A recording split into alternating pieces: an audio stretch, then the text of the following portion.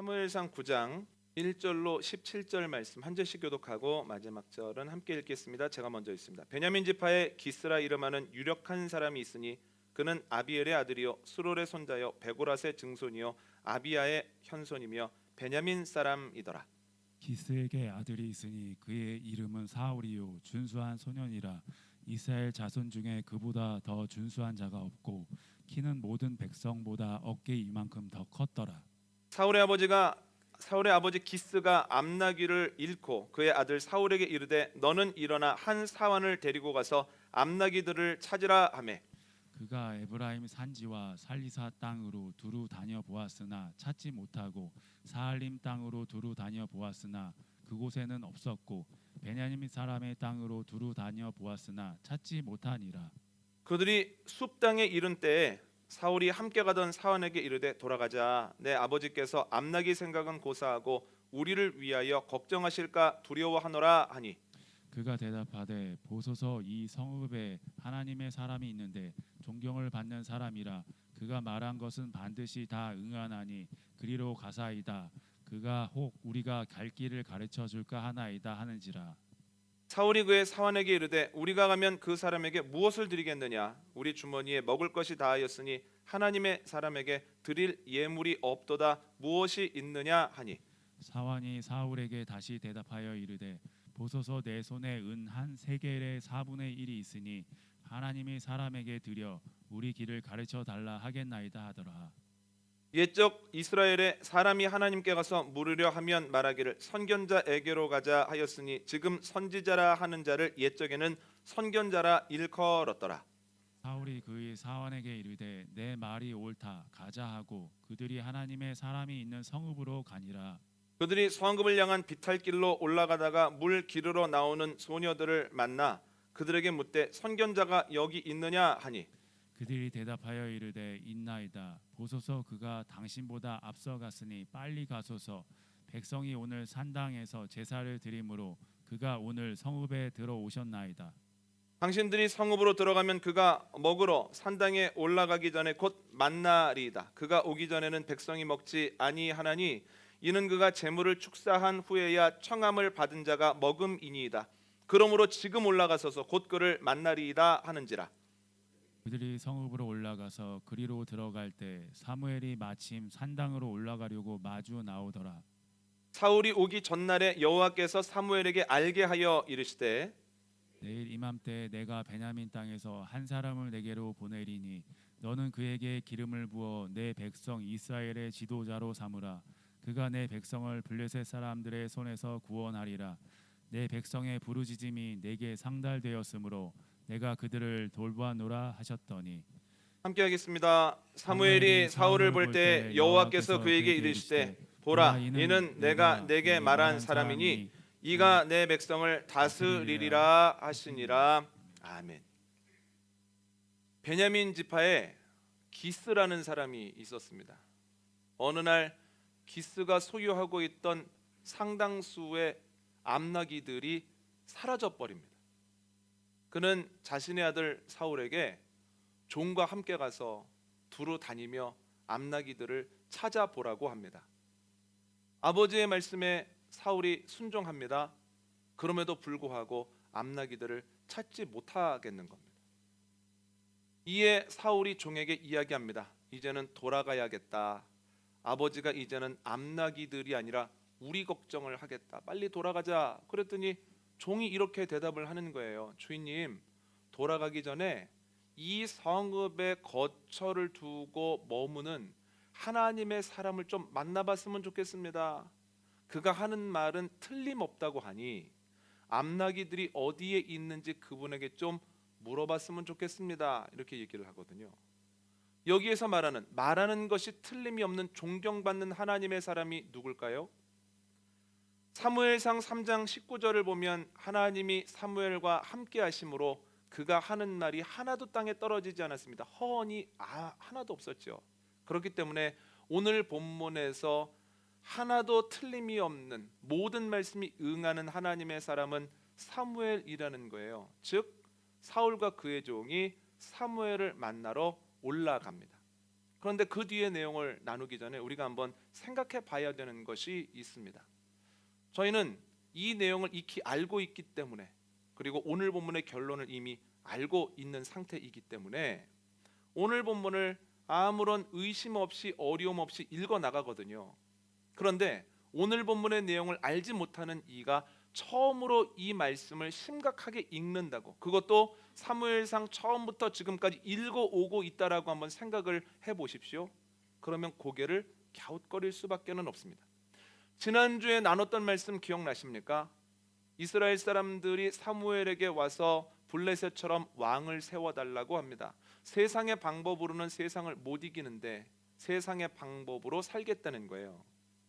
또한 이기는 방법을 놓고 지는 길로 가겠다는 겁니다. 사무엘이 너무 안타까워서 하나님께 어찌하면 좋겠느냐고 묻자 하나님께서는 왕이 세워졌을 때 이스라엘 사람들이 필연적으로 치러야 되는 대가들에 대해서 좀 얘기를 해줘라, 이렇게 얘기하시죠.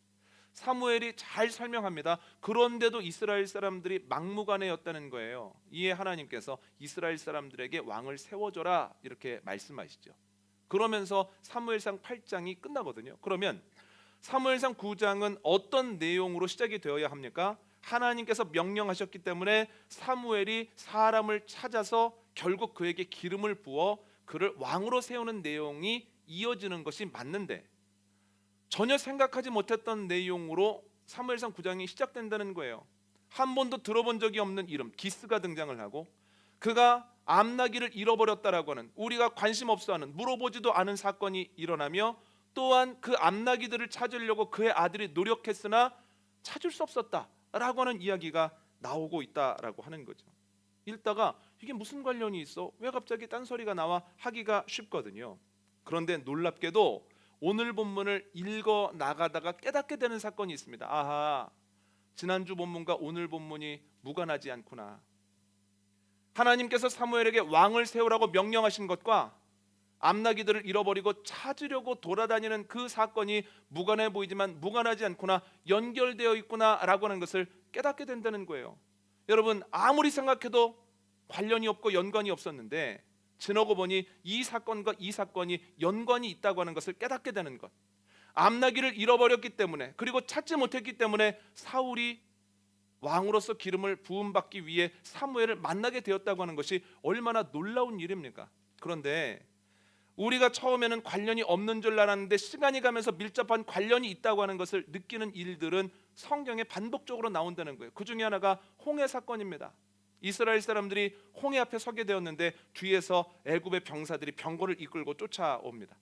일단 기도합니다. 아무런 변화가 없습니다. 그러자 마음에 낙심을 내서 입으로 불평을 하다가 모세와 아론을 찾아가서 원망을 쏟아놓기 시작합니다. 그런데 그때 굉장히 강한 바람이 부는 거예요. 밤새도록. 이 강한 바람에 대해서 무심한 사람이 있었겠죠.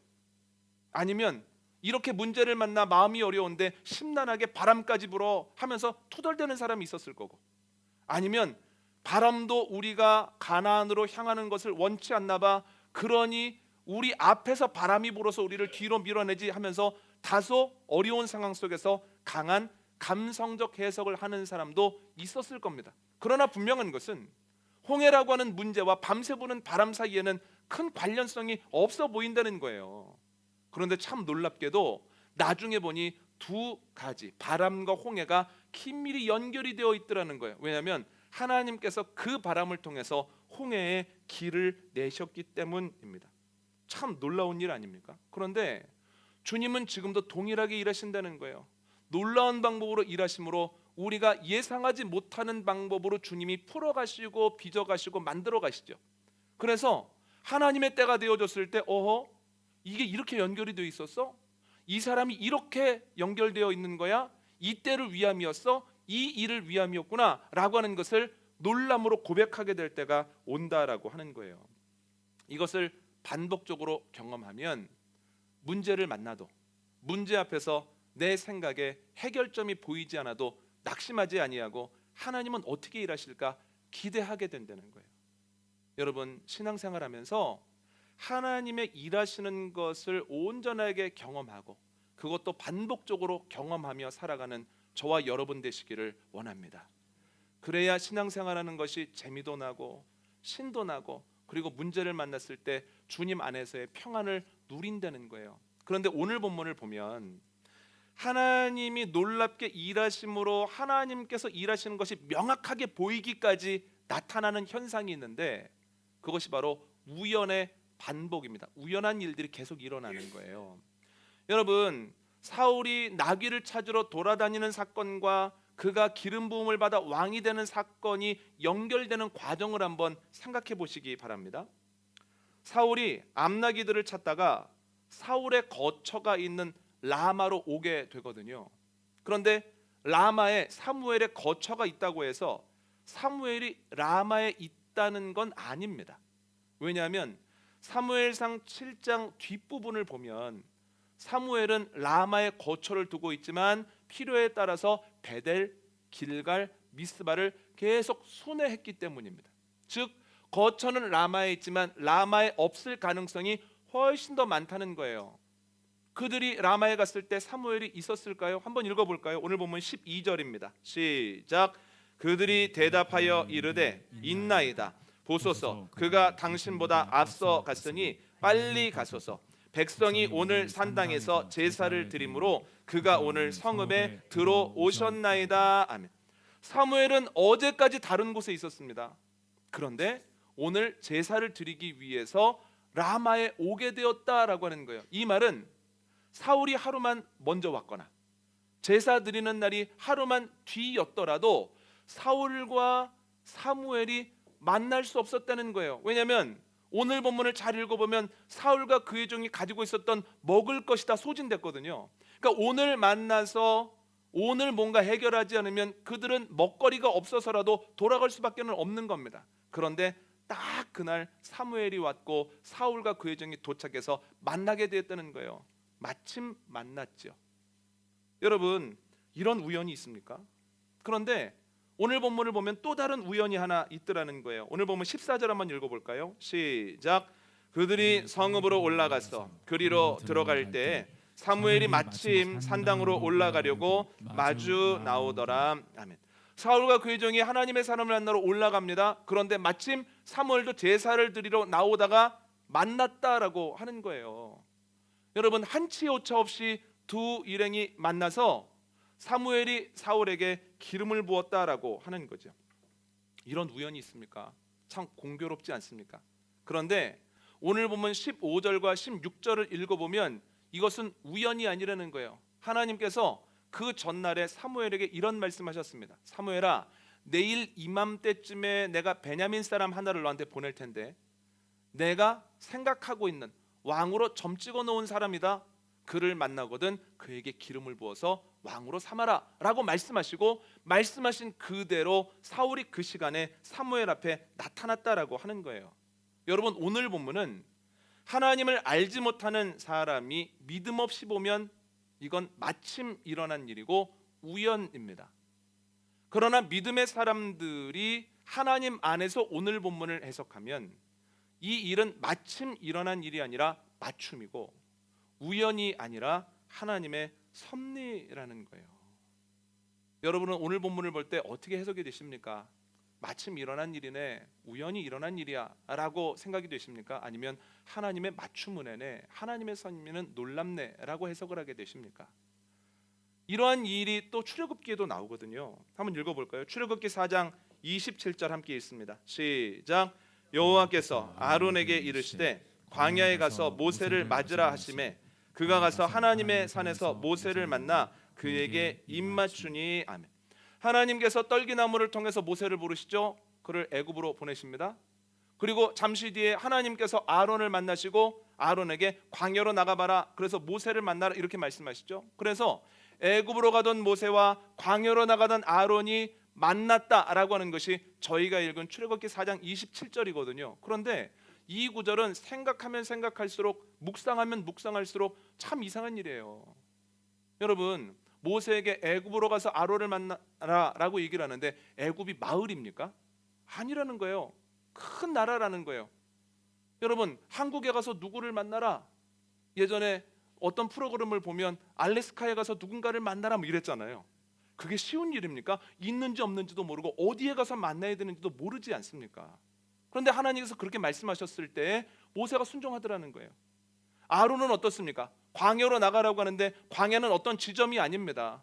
문화적으로 잘 개발되지 않는 모든 것을 광야라고 합니다. 그런데도 광야로 나가라고 했을 때 아론이 순종해서 나가더라는 거예요.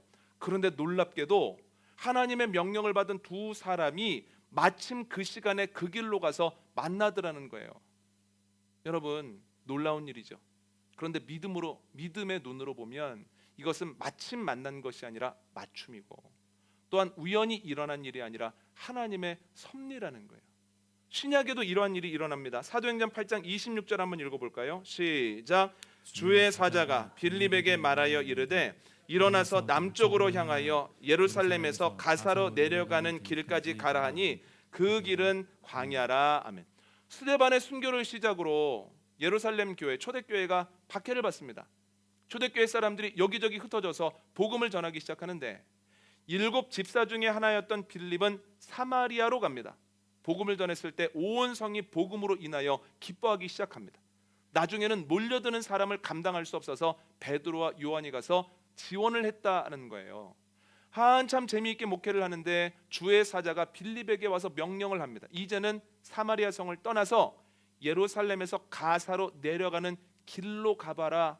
그런데 거기는 광야다. 그런데 거기는 광야다라고 하는 구절을 공동 번역은 뭐라고 해석을 하고 있냐면 그곳은 인적이 없는 곳이다 이렇게 하거든요. 그러니까 인적이 없는 곳, 사람들이 거의 다니지 않는 길로 가보라고 보낸 거예요. 목회를 재미있게 하고 있는데, 그런데 빌립이 그 말씀을 듣고 순종합니다. 근데 참 놀라운 게 있습니다.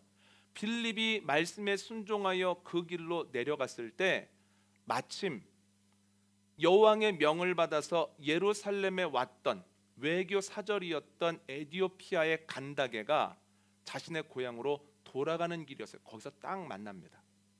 그런데 마침 간다게가 빌립을 만났을 때에는 이사야를 읽고 있었습니다. 그것도 고난받는 종에 관한 내용이었습니다. 그런데 궁금했어요. 이게 무슨 뜻이야? 이게 누구에 대한 얘기야? 어떻게 이해를 해야 돼? 그런데 마침 빌립을 만난 거예요. 그래서 빌립에게 물어봅니다. 그런데 여러분, 예수님에 대한 이야기, 그것도 고난받는 종이 예수님이라고 하는 것을 알고 해석해 줄 수 있는 사람이 예루살렘 땅에 몇이나 있겠습니까? 그것을 해석해 줄 수 있는 사람은 예수 그리스도의 십자가를 알고 성령을 받은 사람이거든요. 그러니까 수없이 많은 예루살렘 사람들 중에 초대교회 사람들만이 그의 질문에 답할 수 있는 거예요. 그런데 만난 사람이 누굽니까? 빌립이고, 빌립이 마침 초대교회 사람이라는 거예요. 그것도 지금까지 사마리아에서 예수 그리스도에 대한 복음을 전하다 왔다는 거예요. 그만큼 잘 설명해 줄 수 있는 사람이 없죠. 빌립이 간다게에게 예수 그리스도에 대한 설명을 해줍니다. 그랬더니 그 설명을 듣더니 마음이 뜨거워지는 거예요. 어떻게 하면 좋겠느냐고 세례를 받으라고 하는데 세례를 위해서는 물이 필요합니다. 근데 이스라엘 땅에 여기저기에 물이 있나요? 아니, 그렇지 않습니다. 그런데 놀랍게도 마음이 식어지기 전에 그들 가는 길 옆에 샘이 있더라는 거예요. 그래서 빌립이 간다게에게 세례를 베풀죠. 여러분, 이 이야기 안에 마침이라는 단어가 너무 많이 나온다는 거예요. 우리가 보기에 우연적으로 일어나는 일들이 너무 많다라고 하는 거죠. 그런데 믿음의 눈으로 보면 마침이 아니라 맞춤이고, 우연이 아니라 하나님의 섭리라는 겁니다. 그런데 여러분, 생명문 교회에도 이와 동일한 은혜가 있었습니다. 저희가 몇 번 나누었지만 또다시 설명을 드리면, 이전을 위해서 예배당을 찾고 있었습니다. 우여곡절 끝에 본래 있었던 곳에서 3km 정도 떨어진 곳을 기획위원분들과 함께 보고, 이 정도면 괜찮습니다. 다음 주에 온 교인들이 와서 보고 좋다고 하면 계약합시다 라고 결정이 났습니다. 그런데 마음에 쏙 들지는 않았어요. 그래도 대안이 없었기 때문에 거길로 가자 하는 거였고, 그리고 가격이 결코 저렴하지 않았습니다. 굉장히 좀 비싼 편이었습니다. 그러나 다른 곳이 없으니 그래, 비싸기는 하지만 옥상을 잘 꾸미면 우리가 또 그에 맞는 정도의 효과를 낼 수 있을 거야 라는 생각이 있었습니다. 그런데 그 다음날 월요일 날 오전에 이육복 장로님이 전화를 하신 거예요. 거기로 가기로 완전히 결정이 됐습니까? 그래서 다음 주에 교인들이 함께 보고 최종 결정을 한 이후에야 계약을 할 겁니다. 그렇게 될 것 같은데 아직 완전하게 확정된 건 아닙니다. 그랬더니 혹시 9층에 자리가 나면 교인들이 더 좋아하지 않겠느냐고 물으시는 거예요. 그래서 9층에 자리만 난다면 저의 마음에도 좋고 기획위원 분들이나 교인들의 마음도 거기를 더 선호할 것 같은데, 그렇다고 하더라도 또 교인들과 이야기를 나눠봐야 됩니다. 그러면서 제가 뭐라고 여쭤봤냐면, 작년에 저희가 9층 주인에게 혹시 우리에게 공간을 팔 수 없냐고 물어봤을 때 굉장히 비싼 가격을 이야기하면서 이 가격을 준다고 해도 나는 팔지 말지 고민입니다 라고 하는 모습을 우리에게 보이지 않았느냐고, 우리가 어떻게 9층으로 갈 수 있겠느냐고. 그랬더니 이육복 장로님께서 지금 9층 주인과 함께 있는데 매우 긍정적으로 얘기를 하고 있다고 하면서 식사하고 차를 마신 이후에 전화를 할 테니까 좀 기다려 보라는 거예요. 그리고 1시간 반 정도 되었을 때에 전화를 하셨습니다. 그래서 뭐라고 얘기를 하냐면, 생각하지도 못했던 가격을 말씀하시면서 그 주인분이 이 가격에 우리에게 이 정도를 팔 수 있다고 하니 기획위원분들 그리고 교인분들과 얘기를 나눠 보라는 거예요. 그래서 이게 어떻게 된 거냐고 제가 여쭤봤습니다. 그랬더니 이육복 장로님이 이런 과정을 말씀을 해주시는 거예요. 월요일 날 아침이 되었는데 왠지 교회를 가고 싶더라는 거예요. 교회 가서 예배당에서 기도도 하고 그리고 뒤에서 커피도 한잔 해야 되겠다 해서 교회를 나오시는데, 교회로 주차를 하고 올라오시는 중에 엘리베이터에서 9층 주인을 만나신 거예요. 그래서 9층 주인에게 웬일로 오셨느냐라고 물었더니 9층 때문에 너무 많은 신경을 써서 아유 안 되겠다, 9층에 있는 산후조리원에 관련된 모든 시설을 다 철거하고 자녀가 달라고 하니 2칸 정도는 자녀들에게 주고 나머지는 그냥 다 팔아버려야 되겠다.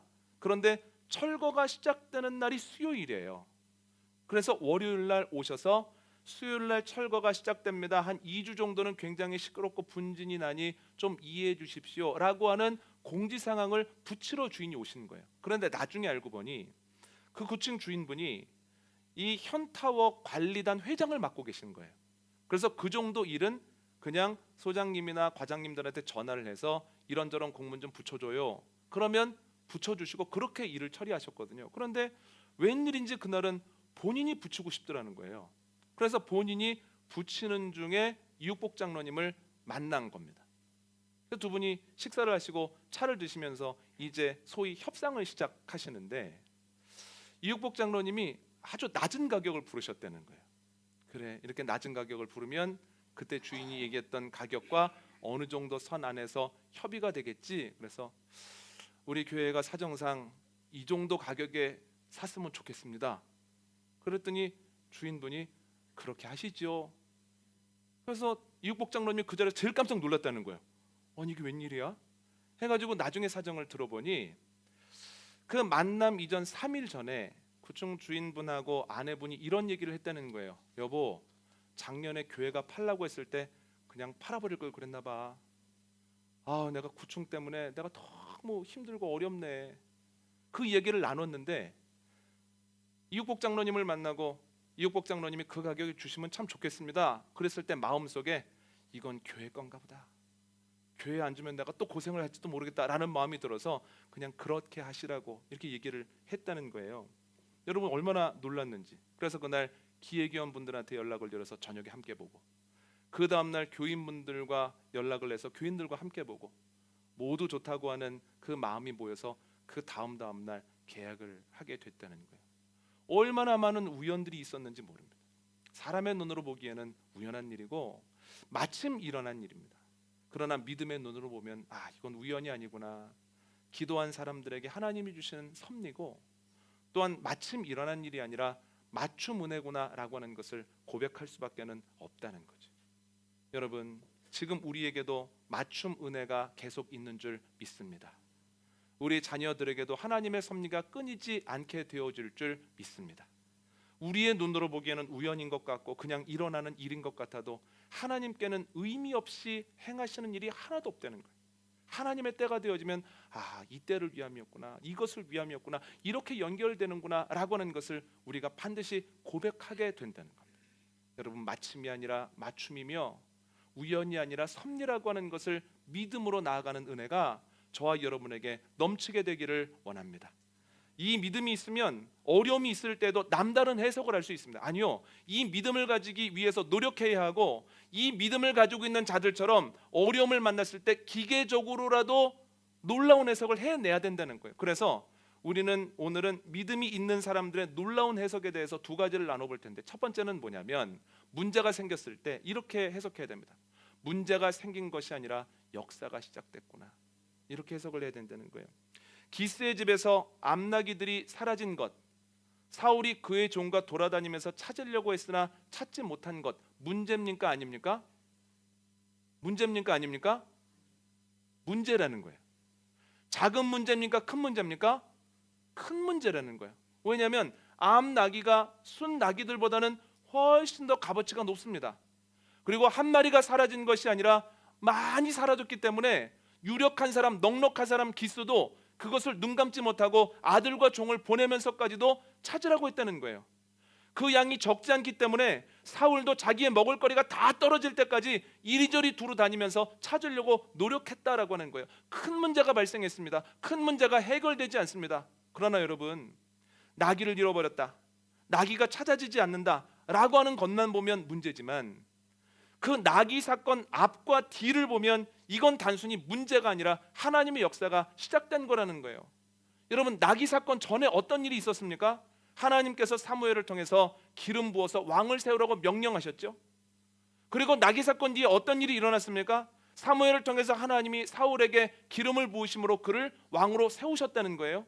여러분, 이 사건 가운데에 있는 나귀를 잃어버린 것, 그리고 찾지 못하여 숲땅까지 온 것은 문제가 아니라 하나님께서 왕을 세워가시는 역사의 시작이었다라고 하는 거죠. 이러한 일들이 성경에 계속해서 나온다는 겁니다. 대표적인 것이 출애굽기 1장을 보면 이스라엘 사람들이 애굽 사람들에게 굉장한 어려움을 겪습니다. 미움을 받습니다. 고된 노동을 하게 됩니다. 큰 문제입니다. 그러나 그 고된 노동이라고 하는 사건 전과 후를 생각하며 맥락을 이어보면 이건 단순한 문제 발생이 아니라는 거예요. 은혜의 시작입니다. 여러분, 그 고된 노동과 미움받는 것 앞에 어떤 일이 있었습니까? 하나님께서 반복적으로 내가 너에게 땅을 허락하리라, 젖과 꿀이 흐르는 땅을 너희가 소유하게 되리라, 땅에 대한 약속을 하시지 않습니까? 미움을 받는 사건 뒤에 어떤 일이 있습니까? 그들이 결국 출애굽을 해서 가나안 땅을 차지하지 않습니까? 그 맥락에서 보면 애굽 사람들에게 미움을 받기 시작한 것은 단순한 문제 발생이 아니라 하나님이 하시려는 일, 은혜와 역사의 시작이라는 거예요. 여러분, 우리들의 삶에도 동일한 일들이 일어납니다. 편안하고 넉넉하고 건강하고 문제없이 살다가 어느 순간 문제를 만나고 내가 가지고 있는 것들이 갑자기 사라지는 것들을 경험합니다. 그런데 그 예상치 못한 문제만 보면 문제지만, 그 문제 너머를 보면 그것으로 인하여 하나님의 역사가 시작되는 경우가 많습니다. 문제를 만났기 때문에 내 부족함을 알게 되고, 내 혼자 힘으로는 안 된다고 하는 것을 고백했기 때문에 교회에 나오게 되고 예배하게 되고, 또한 예전에는 썬데이 크리스찬이나 명목상으로만 그리스도인이었는데 언제부터인가 주님을 진짜 의지하는 사람이 된다라고 하는 거예요. 여러분, 오해하지 마십시오. 우리를 부르시기 위해서 하나님께서 억지로 어려움을 주시고 약함을 주신다는 뜻이 아닙니다. 그러나 하나님의 때가 되어서 보면 우리가 문제라고 여겼던 것들을 통해서 하나님의 역사가 시작되는 경우가 너무나 많더라는 거예요. 그렇다면 우리가 문제라고 여기는 것들을 만났을 때 왜 또 문제를 만나? 내 삶에는 왜 이렇게 어려운 일들이 많아? 왜 이렇게 안 풀려? 하지 말고, 그래, 주님의 역사가 시작됐구나, 이것을 통해서 하나님이 어떤 일을 하실까 우리가 기대해야 된다는 거예요. 여러분, 문제를 만났을 때 문제가 생겼다고 해석하지 말고 하나님의 역사가 시작되었다라고 해석하고 고백할 때 우리의 고백과 믿음을 절대 실망시키지 않으시는 하나님의 은혜가 저와 여러분에게, 여러분의 가정 안에 충만히 넘치게 되기를 원합니다. 두 번째는 헤매고 다닌 것이 아니라 그리로 인도된 것이다 라고 하는 것을 우리가 해석해야 된다는 거예요. 여러분, 학자들은 오늘 본문에 나오는 지명들을 분석하는 가운데에서 사울과 그의 종이 최소한 40km를 걸어 다녔다, 이렇게 얘기를 하거든요. 그런데 40km라고 하는 거리는 평지를 아침에 일어나서 저녁 잘 때까지 부지런히 걸었을 때 걸을 수 있는 정도의 거리입니다. 그런데 그들이 평지만 다닌 것이 아니라 산길도 다녔을 것이고 돌짝밭도 다녔을 것이고 그리고 척척척척 걸어간 것이 아니라 이리저리 살피면서 갔기 때문에 며칠 동안의 40km라고 하는 것은 그들에게 매우 고된 일이었다는 거예요. 그런데 생각해보면 그들에게 정말 힘든 것은 그들의 걸음에는 기약이 없다는 거예요. 어디를 갈 때 거기 가면 암나기들이 있겠지 이런 기약이 없기 때문에 걸어가면서도 힘이 빠집니다. 또 하나는 열매가 없습니다. 이리저리 헤매는 가운데 한 마리, 두 마리, 세 마리 정도를 찾았다면 그래 이렇게 하니까 되잖아. 찾잖아. 다 못 찾을지라도 지금 돌아갈지라도 세 마리라도 찾았잖아 하면서 열매가 조금씩이라도 보이면 힘이 날 텐데 그렇게 며칠을 헤매고 다녀도 기약이 없을 뿐만 아니라 열매도 없더라는 거예요. 얼마나 그 걸음이 고되겠습니까? 그 고된 걸음이 어디까지 오게 되었습니까? 이리저리 헤매이다가 숲땅까지 오게 됐다는 거예요. 그런데 여러분 그 걸음만 보면 헤매는 것이지만 그들이 숲땅까지 와서 일어나는 일 전과 후를 보면 이것은 단순히 헤매고 다닌 일이 아니라는 거예요. 그 전에 어떤 일이 있었습니까? 그 전날에 하나님께서 사무엘에게 말씀하시죠. 내일 이맘때쯤에 베냐민 사람 하나가 도착할 테니 그에게 기름을 부어라. 하나님께서 전에 말씀하셨죠. 그들이 헤맨 사건 이후에 어떤 일이 일어났습니까? 사무엘이 아하 이 사람이구나 라고 하는 것을 확증받고 그에게 기름을 부어서 그가 왕위에 올랐다는 거예요. 이것을 통해서 볼 때 그 사건만 보면 헤매고 다닌 거지만 앞뒤를 보고 하나님의 역사하심으로 해석을 하면 아하 헤매고 다닌 것이 아니라 하나님께서 그를 거기까지 인도하신 거였구나 라고 하는 것을 깨닫게 된다는 거예요.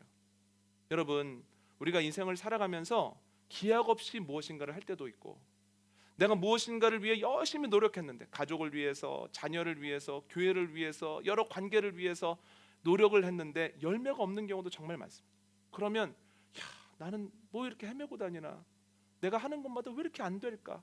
왜 이렇게 어려울까? 낙심하게 될 때가 있습니다. 그러나 여러분 하나님 안에서 이 모든 것들을 해석하고 결국은 이겨나가는 저와 여러분 되어주시기를 원합니다. 하나님의 때가 되었을 때 아하 내가 기약 없이 열매 없이 헤매고 다닌 것이 아니었구나. 하나님께서 나를 이 자리까지 인도하신 거구나. 기도의 자리까지 나를 인도하시고 겸손의 자리로 나를 인도하시고 하나님 아니면 안 된다고 하는 고백의 자리까지 인도하시고 주님께 힘을 받아서 나아가는 그 하나님의 자녀의 자리까지 나를 인도하신 거구나. 주님께 기름 부음을 받고 나아가 승리하는 은혜가 저와 여러분에게 넘치게 되기를 원합니다. 오늘 말씀 정리합니다. 주님은 놀라운 방법으로 섬세하게 일하십니다. 그래서 주님의 일하심을 믿음의 눈으로 보면 마침 일어나는 일이 아니라 맞춤으로 일어나는 일이고 우연히 일어나는 일이 아니라 하나님의 섭리가 계속된다라고 하는 거예요. 이러한 믿음을 가지고 있으면 문제가 있을 때에도 남다르게 해석할 수 있습니다. 아니요 더 나아가서 남다르게 우리는 해석을 해내야만 합니다. 문제가 생겼을 때 이건 문제 생긴 게 아니야. 하나님의 역사가 시작된 거야. 또한 헤매이고 다니는 것 같을 때 그래 기약이 없고 열매가 없으나 하나님의 때가 되어지면 내가 헤맨 것이 아니라 그리로 인도됐다라고 하는 것을 알게 될 거야. 믿음을 가지고 해석할 때 실망시키지 않으시는 주님의 은혜와 능력이 저와 여러분에게 충만하게 되기를 원합니다.